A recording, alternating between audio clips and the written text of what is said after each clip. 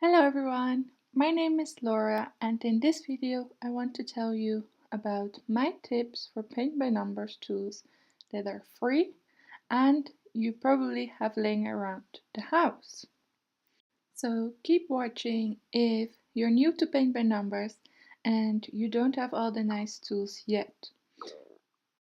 Okay, I want to start with the first tip, which you see in front of you right now, is these two little glass containers, which are actually the containers from this really nice dessert that you saw as a thumbnail. So no, it was definitely not um, clickbait or anything like that. Here in the UK we have this brand which has delicious desserts that come in glass containers. So they have two of these little pots and I just washed them and used them for my paint by numbers after. There are two pots in every pack um, and um, I use both of them for washing my brushes. So in the first one, the water gets very dirty, and then in the second one, you can properly clean it. And I dry it on a bit of tissue paper, as you can see here. Alright, I did a bit of shuffling around and I got a normal glass.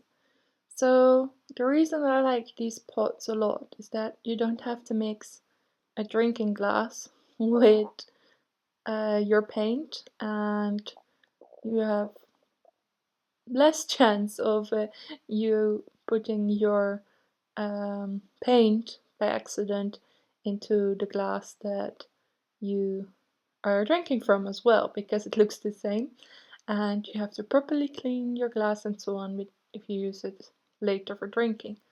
So that's why I like using these instead of a drinking glass. I will now get a bit of old paint to demonstrate for you. Because I've talked about it in multiple videos, including my most popular one, 10 tips before you start with paint by numbers, that it's a good idea to use two different pots for your paints. So one gets like dirty, the first one, and the second one is still pretty much clean. This way you don't worry that much about your brush still being dirty from the previous paint, and you don't need to change your water as frequent. And for me, with these pots that I use, it's perfect that there are two in one pack. But of course you can also use a lot of different containers. Look around your house and see what we've got. Maybe a jam jar that's almost finished or that is finished and you can clean it out, or anything else. I would prefer glass, but if it's plastic, I think that will work as well. It's just nice to have something that is not the same as your water glass or tea, in my opinion. So yeah, free tip, it's free and you most likely have it laying around the house. Okay, so now I'm going to put these away and we'll continue with the second tip. So I don't personally use this, but I know that some of you work on an easel or they get back pain and they can't sit on a table for very long, so they have it raised. And a very good tip then is to put your canvas, your paint by numbers kit, and tape it on a piece of cardboard. So I have this old cardboard box here that I got my paint by numbers from Amazon in. But yeah, you can use anything that you have laying around, or look around your neighborhood and supermarkets and see for any big boxes and cut out a 40 by 50 centimeter cardboard so you can tape your paint by numbers on it. So here I will just cut this piece out and use that to tape my paint by numbers on. Yeah, this is mostly for those of you who like to, you can also paint on the sofa or anything like that, but you still need a bit of resistance and a hard surface beneath your canvas. So you can use any of those. Because I make the videos and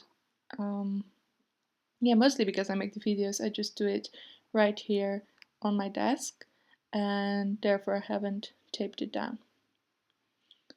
But definitely an easy tip that I've picked up. And then the last tip that I have for you guys today is some kits you have to mix some paints, and this is quite the right thing because it has these holes in it. But you can use a bit of plastic to just do the mixing. For instance, if you have a bottle of soda, like Coke or things like that, you can cut off the bottom half and use that to mix your paints in. I didn't have any of them laying around at the moment, but that's a great way to not use a plate like this one, but instead just use something you have laying around and recycle it for your hobby, for doing paint by numbers. And related to paint mixing, if you want to stir up the paint inside the pot or add a bit of water or flourate, it's always good to stir afterwards. We always get these sets for brushes, and some of us don't use them, but I use them. And also the ends of these are actually a great tool to use to stir up the pots. But you could also use toothpicks or, oh yeah, like a paper clip that you open up that you can then stir with. It's like a small object that you can easily wash afterwards and helps you to get less messy, hopefully. Alright, so these are all the tips that I have for today. I hope you found them useful and you will have a look around the house what you can use for your paint by number kits.